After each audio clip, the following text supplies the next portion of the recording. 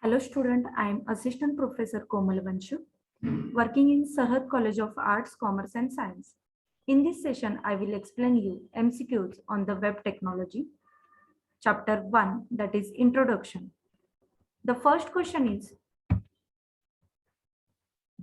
a client device designed so that most processing and data storage occurs on the client side desires, and the options are thin client, fat client, passive client, and active client. And the correct answer is fat client. When maximum processing is done on the client side, it is known as the flat client. And when minimum processing is done on the client side, it is known as the thin client. So there are total 4 types of the client and server: fat client, thin server, then thin client, fat server. So these are the types of the client and server. Next question is, which of the following is not a likely configuration of a client server system? And the options are single client, single server, multiple client, multiple server system, then single client, multiple server system, and last one is the multiple clients and single server system. And the correct answer is option C, that is single client and multiple server system is not a likely configuration of the client server system. Next, question number 3. In the client server architecture, the components that processes the request and send the response is, and the options are client, then server, protocol, and network. And the correct answer is option B, that is server. So server is a component that processes the request and send the processes. Next, question number 4.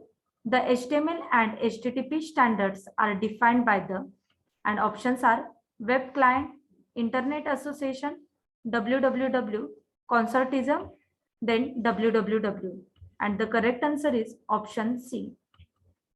Then question number 6. The dash dash passes the information given by the user to the specified programmer. And the options are user, programmer, web server, and last one is the web browser. And the correct answer is web server. So web server passes the information given by the user to the specified program. Next question, FTP stands for, and the options are file transfer protocol, file transmission protocol, then form transfer protocol, and form transmission protocol. And the correct answer is option A, that is file transfer protocol. So it is a one type of protocol which is used to sending and receiving file on the internet. Next question is, which of the following TCP/IP protocol is used for the transferring file from one machine to the another machine? This is very simple question. We already discussed on the previous slide. And the options are FTP, SNMP, SMTP, and RPC. And the correct answer is option A, that is FTP is a protocol which is used to transferring file from one machine to the another machine. Next, question number 8. What is the web browser?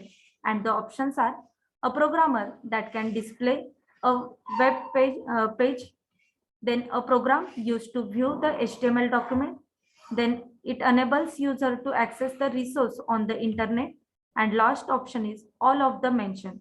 And the correct answer is option D, that is all of the mentioned. So web browser is one type of the program which is used to display the web page. It is also used to view the HTML document, then it enables user to access the resource on the internet. Next question is URL stands for, and the options are unique reference label, then uniform reference label, uniform resource locator, and unique resource locator. And the correct answer is option C, that is uniform resource locator. Next question is HTTP is dash dash protocol. It's an application layer protocol, then transport layer, network layer, data link layer, And the correct answer is option A, that is application layer. So there are total 7 layers on the OSI ISO reference model, and different protocols are working on the different layer. So the HTTP is the protocol which is working on the application layer. Next question is HTTP client request by establishing a connection to a particular port on the server.